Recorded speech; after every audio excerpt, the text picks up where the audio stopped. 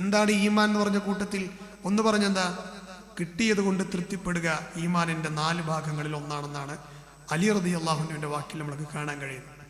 മഹാനായ ഇമാം ദഹബി റഹിമഹുല്ലാഹ് അദ്ദേഹത്തിന്റെ സിയറു അലാമുൻ നുബല എന്ന് പറയുന്ന ചരിത്ര ഗ്രന്ഥത്തിൽ അദ്ദേഹം പറയുന്നുണ്ട്, പ്രവാചകന് ഫാത്തിമ പിറന്ന സമയം, മുഹമ്മദ് മുസ്തഫ സല്ലല്ലാഹു അലൈഹി വസല്ലമക്ക് ഫാത്തിമ എന്ന് പറയുന്ന മകൾ, ഫാത്തിമ ബി ഉണ്ടല്ലോ, ഹസൻ ഹുസൈന്റെ ഉമ്മ, അലി റളിയല്ലാഹുവിന്റെ ഭാര്യ, അവർ പിറന്ന സമയം നബി സല്ലല്ലാഹു അലൈഹി വസല്ലമയോട് ചെന്ന് വിവരം അറിയിക്കപ്പെട്ടു, ഖദീജ പ്രസവിച്ചിരിക്കുന്നു.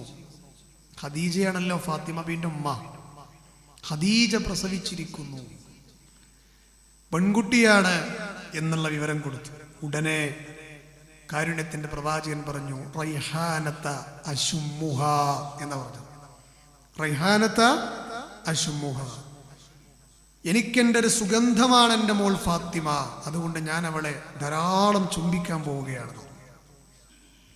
പെൺകുട്ടി ജനിച്ചപ്പോൾ കണ്ടു, എപ്പോഴും നമ്മൾ ചുംബിക്കല് സ്നേഹം കൂടുമ്പോഴല്ലേ. അവളെൻ്റെ സുഗന്ധമാണെന്ന് ജനിച്ചു വീണ സമയത്ത് തന്നെ പേരിട്ട് കൊടുത്ത ആളാണ് റസൂലുള്ളാഹി സ്വല്ലല്ലാഹു അലൈഹി വസല്ലം.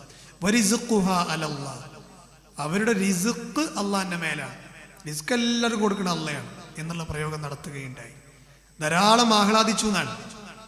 ഫാത്തിമ ബീവിയുടെ പേര്, ഫാത്തിമ എന്ന പേര് നൽകി ഒരു സ്ഥാനപ്പേരും കൊടുത്തു. ഫാത്തിമ എന്നുള്ള പേര് മാത്രമല്ല, ഒരു കുനിയത്തും കൊടുത്തു, അസ്സഹ്റ.